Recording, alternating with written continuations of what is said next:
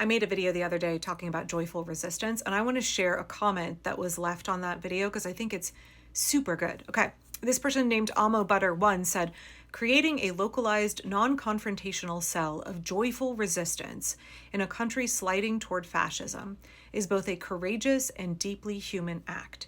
It's about building community. I thought this was such a great comment, and it really gives me a lot to think about. As a permaculture person, I'm always interested in how we can be most effective at a local level. I feel like we have the most power, the most influence right where we live, that our resistance is hyper-local, our ability to build resilient, regenerative communities starts at the local level, building relationships at the local level, right? Everything comes back to starting right outside your back door, right with your next door neighbor, right where you live. In permaculture, we have these zones, starting with zone 0 in your house, and then concentric circles radiating out from where you live.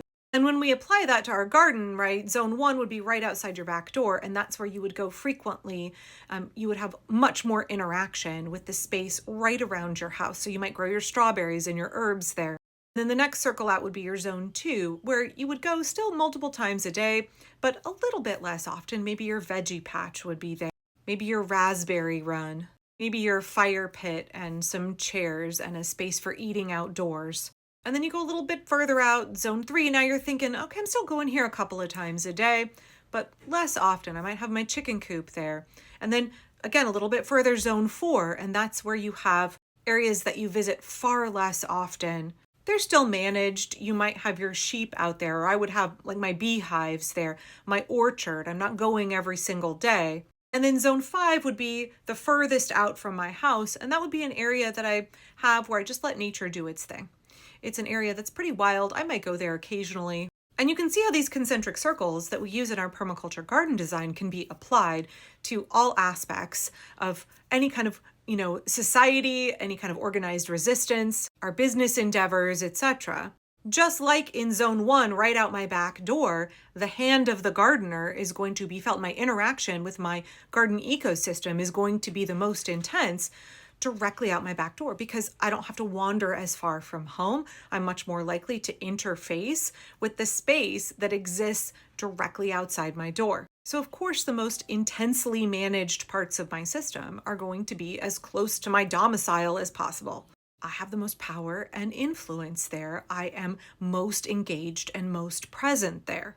And so that's why when I look at activism or resistance work, I always think about how I can have the most influence right in my neighborhood, right in my community. Yes, I'm doing things like, calling my senators. Yes, I'm doing things like, keeping tabs on what's happening in Washington, D.C.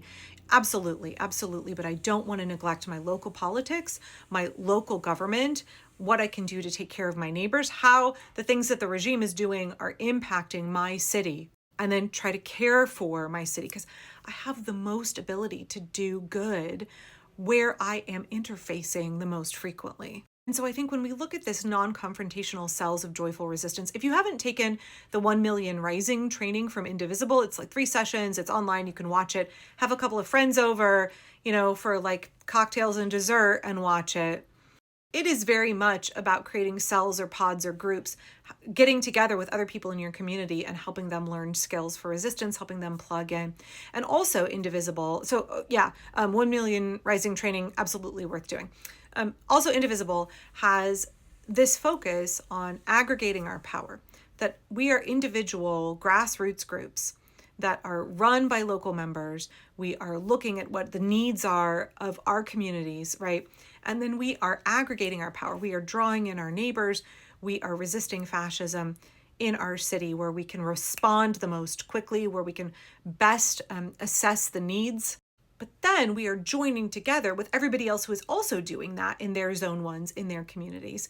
And we are aggregating our power so that instead of being these little individual pockets, little individual pebbles of resistance all around the country, we are aggregated in this big, like concretion, right? I'm forgive my clumsy metaphors, but right, all of us are coming together and we're cementing our power together.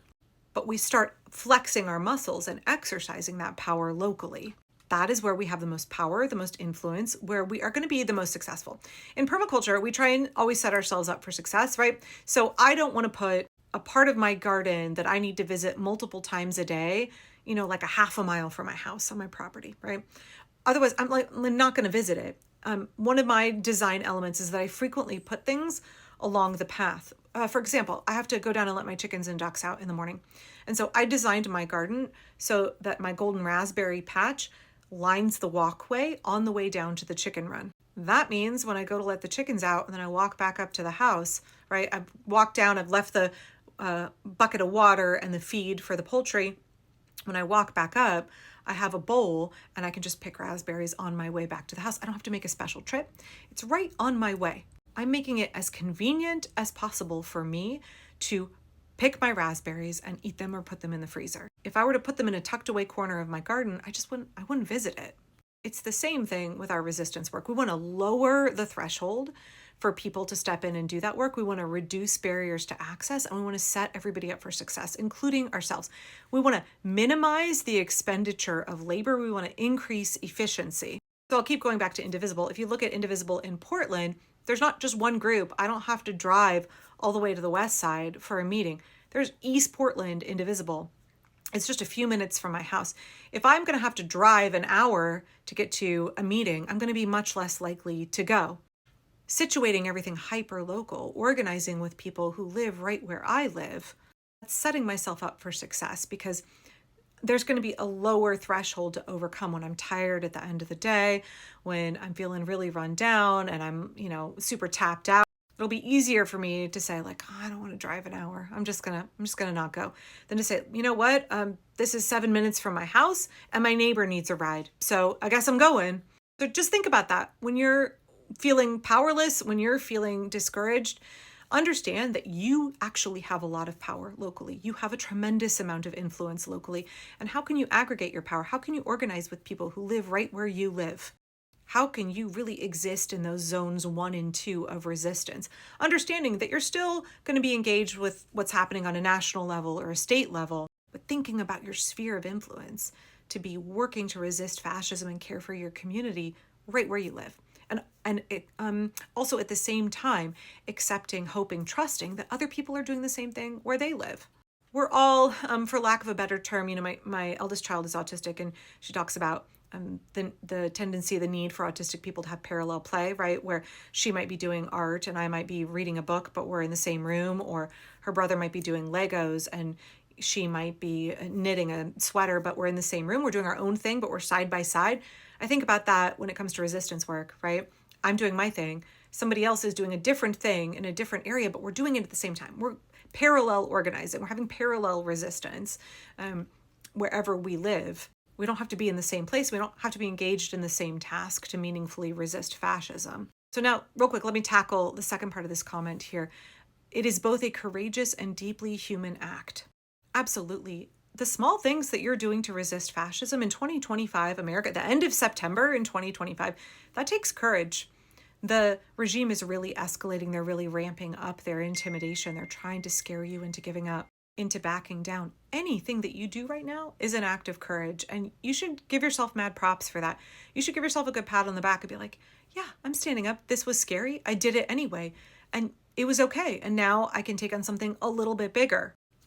Help build and grow and nurture that courage within you by acknowledging that even small acts take courage and that you were able to do them. And so you've done that. Now, what else can you do?